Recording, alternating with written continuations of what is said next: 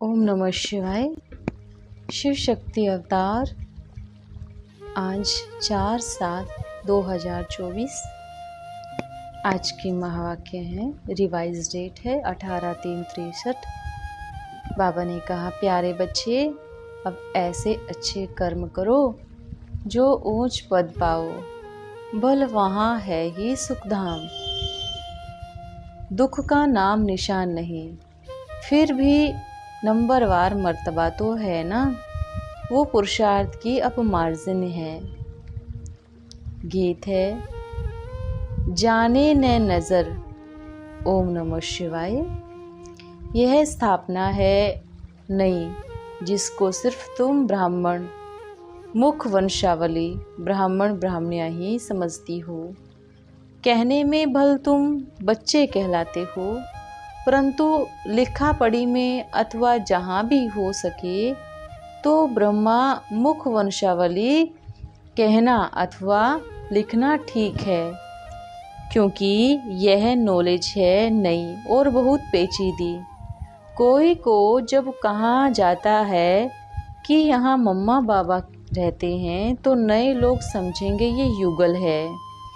ऐसे कब नहीं समझेंगे कि ब्रह्मा की मुख वंशावली है। सिर्फ ऐसे भी नहीं कहना है ब्रह्मा वंशी, ऐसे तो बाप के बच्चे सभी हैं, परंतु मुख वंशावली अक्षर लिखने से ऐसे कब नहीं समझेंगे कि ब्रह्मा की कुख वंशावली बच्चे हैं। नहीं, एक एक अक्षर का अर्थ अच्छी रीति समझना पड़ता है। अब ब्रह्मा को कहा जाता है प्रजापिता। उन्होंने तो लिख दिया है, कृष्ण को इतनी रानियां थी, इतने बच्चे थे, तो रोला कर दिया है। ऐसे तो हो नहीं सकता। प्रजापिता ब्रह्मा मशहूर है, कृष्ण को प्रजापिता नहीं कहेंगे। जो उनके इतने बच्चे हो कहाँ से आए, वो तो बिल्कुल रॉन्ग है। शास्त्रों में बहुत रोला है। वो लोग नहीं समझते कि हम कोई ग्लानि करते हैं, गाते भी हैं यदा यदा धर्मस्य, परंतु ग्लानि किसमें है वो तो कोई समझते नहीं। बाप आकर सिद्ध कर समझाते हैं। शास्त्रों में कितनी ग्लानि लिखी हुई है। ईश्वर सर्वव्यापी है, यह भी शास्त्रों में है। सारा मदार भारत का इन शास्त्रों पर है, शास्त्रों में ही ग्लानि है। अब समझाया जाता है कि हम इतने बच्चे हैं तो जरूर एडेप्टेड हुए होंगे ना। ब्रह्मा को इतने लौकिक बच्चे तो नहीं हो सकते। प्रजापिता ब्रह्मा कहा जाता है तो जरूर ब्रह्मा के साथ फिर माता चाहिए। अगर माता भी हो तो भी इतने बच्चे पैदा कर न सके। ये है ब्रह्मा मुख वंशावली। तो समझाना है तुम भी प्रजापिता ब्रह्मा की संतान हो। परम पिता परमात्मा ने जब नई सृष्टि रची है तो पहले ब्रह्मा द्वारा ब्राह्मणों को रचा है। निराकार परमात्मा तो आत्माओं का बाप है ही, फिर साकार सृष्टि रची जाती है तो परम पिता परमात्मा ब्रह्मा द्वारा रचते हैं। प्रजापिता नाम इसलिए सिर्फ ब्रह्मा का है। विष्णु को व शंकर को प्रजापिता नहीं कहेंगे। देखो, ये बहुत समझने और विचार सागर मंथन करने की बातें हैं। बाकी किसको समझाना कि बाप को याद करो मन मना भो, वो तो बहुत सहज बात है। ये है किसको डिटेल में समझाना। प्रजापिता ब्रह्मा की तो जरूर मुख वंशावली ही हो सकती है, फिर स्त्री का प्रश्न ही नहीं उठता। वास्तव में तवयम मातश्च पिता तो एक परमात्मा को ही कहा जाता है। यह भी एक बड़ी भारी गांठ है। यहाँ साकार में मम्मा बाबा बैठे हैं, उनको मात पिता कह नहीं सकते। ये महिमा हम करते ही हैं उस निराकार परमपिता परमात्मा की। वो बाप है तो ये साकार ब्रह्मा माता हो जाती। दुनिया में फिर जगदम्बा का नाम मशहूर है, वो अलग बात हो जाती। इस माता ब्रह्मा को तो जगदम्बा नहीं कहा जा सकता। तो ये बातें समझना बड़ा मुश्किल है, बड़ी गुह्य बातें हैं। उस दिन भी बाबा ने बहुत अच्छी पॉइंट समझाई थी कि लौकिक बाप जो होते हैं वो तो खुशी के लिए बच्चे को जन्म देते हैं, बच्चे को सुख देने लिए क्रिएट करते हैं। ये बहुत गुह्य बात है, सभी के बुद्धि में बैठ न सके। इसमें क्लियर बुद्धि चाहिए। लौकिक माँ बाप खुशी से बच्चे मांगते हैं, देवी देवताओं के मंदिर में जाएंगे, कहेंगे हमको बच्चा चाहिए, एक भी बच्चा हो तो हमारी वंशावली कट न हो जाए, हमारे कुल का नाम निकाले, तो सुख के लिए बच्चा चाहते हैं। परंतु बच्चा कब अंधा लंगड़ा लूला जन्मता है, वह जन्मते ही बीमार रोगी होता है, तो कहा जाता है पास्ट जन्म के ऐसे कर्म हैं। इसमें माँ बाप का तो दोष नहीं कहेंगे, उनके पास्ट के कर्म का फल भोगना पड़ता है।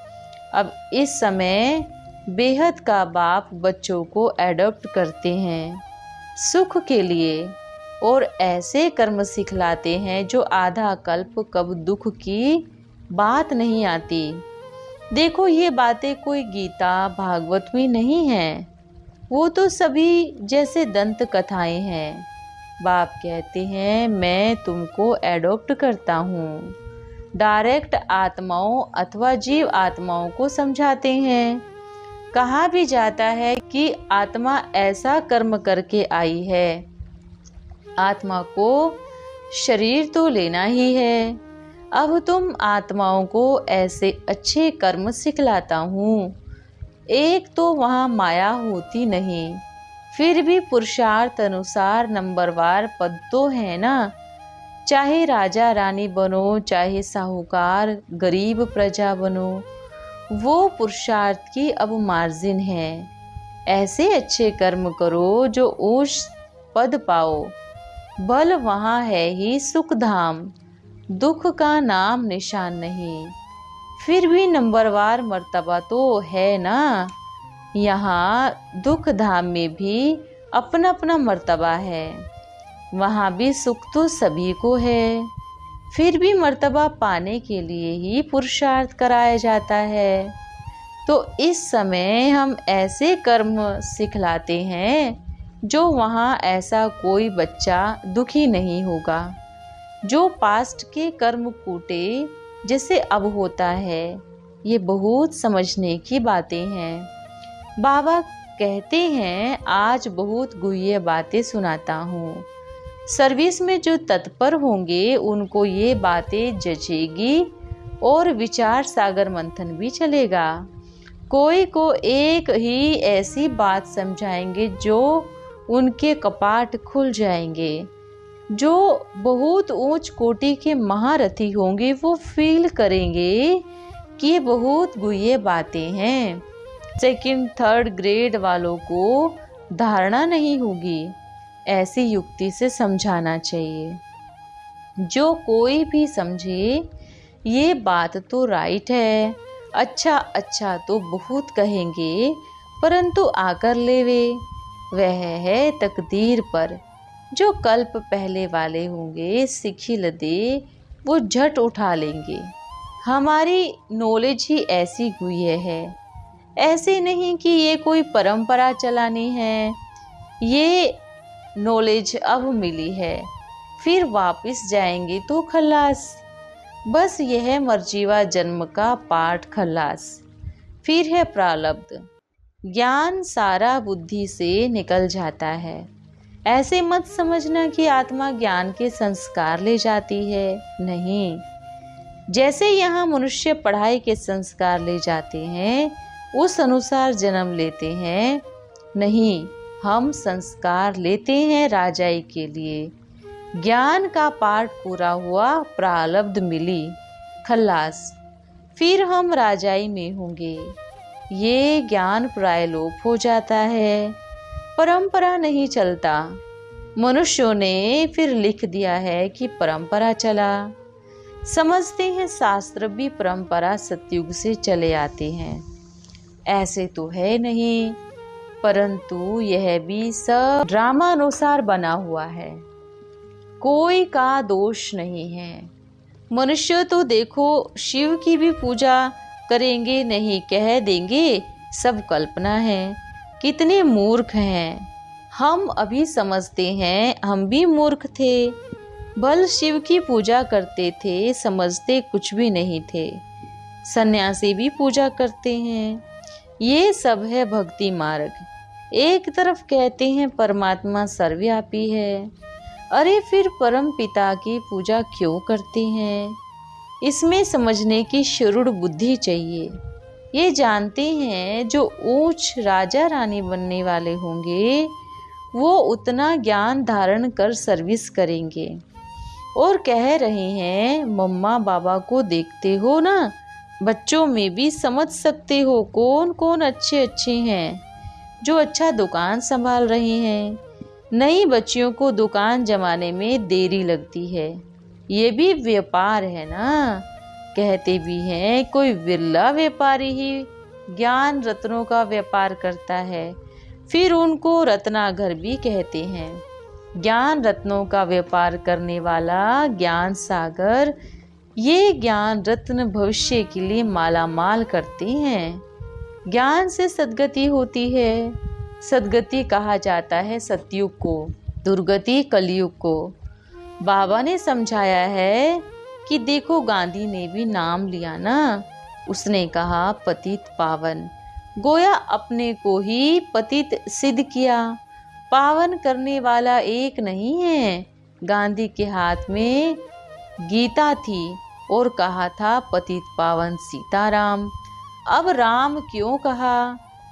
जब गीता का भगवान कृष्ण है, इसका मतलब राम परमात्मा के लिए कहा जाता है, तो गीता का भगवान परम पिता परमात्मा शिव बरोबर पतित पावन है, न कि कृष्ण। तो कितनी बड़ी गांठ पड़ गई है। ये बातें बाप के सिवाय तो कोई समझा नहीं सकते। ये है ही पतित दुनिया, तो फिर महात्माएं कहाँ से आए? पतित दुनिया में गुरु भी पतित हो गए। ऐसी बातें समझानी हैं। जहाँ तहाँ आते भी गरीब लोग हैं। बड़े बड़े आदमियों से भल तुम माथा मारती हो तो फिर मान देने लिए आते हैं। बल चीफ जस्टिस भी आते हैं तो मान मर्तबे के लिए ही आएंगे, बाकी समझने लिए तो गरीब ही निकलेंगे। बाबा ने कहा है साहूकार कोई 100 में 1 आएगा, साधारण 100 में 10 निकलेंगे, बाकी सब गरीब ही आएंगे। ऐसे नहीं चलता रहेगा। मंजिल बड़ी ऊंची है। पहले तो 1 हफ्ता भट्टी में जरूर पड़ना पड़े, ये कायदा है। और साथ भी चाहिए ब्राह्मणों का, शूद्रों का मुख भी न देखे। ये नॉलेज बड़ी गुह्य है। भगवान पढ़ाते हैं सृष्टि का मालिक बनाने के लिए। मासी का घर थोड़े ही है, यह है ही गरीबों के लिए। देखो मम्मा गरीब और साधारण है, परंतु मर्तबा कितना ऊंच लेती है। पहले माता फिर पिता। लोग गाते हैं सबसे अच्छा हमारा हिंदुस्तान। यह नहीं समझते कि कोई समय था, अब तो बर्थ नोटे पेनी है। समझते हैं हमारा देश सबसे अच्छा है, परंतु हम कहते हैं अच्छा था, गोड ओडेज का राज्य था, जो लक्ष्मी नारायण के चित्र भी हैं। ये है मुख्य चित्र, इसलिए बाबा लक्ष्मी नारायण के चित्र बनवा रही हैं। लक्ष्मी नारायण के बड़े बड़े मंदिर बनाते हैं, तो बाबा भी ऐसा चित्र बनवाते हैं। तो किसको समझाने में सहज होगा? उस सहज राजयोग और ज्ञान से ऐसा राजाओं का राजा बनेंगे। किंग और क्वीन लक्ष्मी नारायण का नाम बाला है। कोई कोई मंदिर में चित्र बहुत हैं। कहाँ फिर नारायण को सावरा तो लक्ष्मी को गोरा बनाए हैं। नारायण को 4 भुजा तो लक्ष्मी को 2 भुजा दे देते हैं। कुछ भी अर्थ सिद्ध नहीं होता तो बुद्धुओं को समझाना पड़ता है, बिल्कुल अनजान हैं। जैसे हम चक्राता में गए थे, सभी अधर्मी हैं, कहते हैं हम रिलीजन को नहीं मानते क्योंकि जानते ही नहीं कि हमारा रिलीजन कौन सा है। हिंदू धर्म तो शोभता नहीं, इसलिए अपने धर्म को न जानने के कारण कह देते हैं हम रिलीजन को नहीं मानते। जानते ही नहीं तो माने कैसे? तब समझते हैं आदि सनातन हिंदू धर्म है। देवता धर्म कहे तो पुरानी बात याद भी आए कि भारत कितना अच्छा था। ये तो झूठा घमंड है जो कहते हैं कि अब अच्छा है। वास्तव में देखा जाए तो हर बात में कंगाल हैं। भारत 100% ऊंच था, अब 100% नीचे है। एक तरफ गाते कितना अच्छा देश हमारा, दूसरे तरफ गाते भारत की क्या हाल है।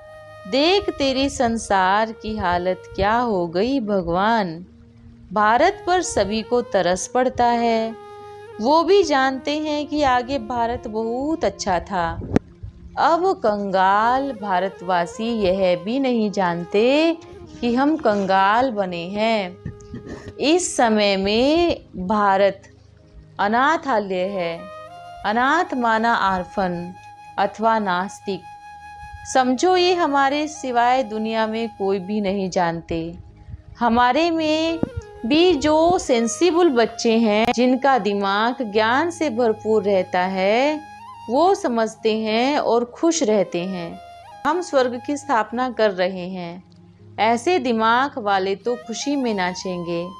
बाप तो कहते हैं जैसे ये मम्मा बाबा ऊंच पद लेते हैं, ऊंच वर्षा लेते हैं, तुम भी ऐसे फॉलो करो। मेरे से तो तुमको बादशाही लेनी है, मुझे फॉलो नहीं करना, फॉलो इनको करना है। हाँ, मेरे पीछे पीछे मेरे परम धाम में तो आना ही है।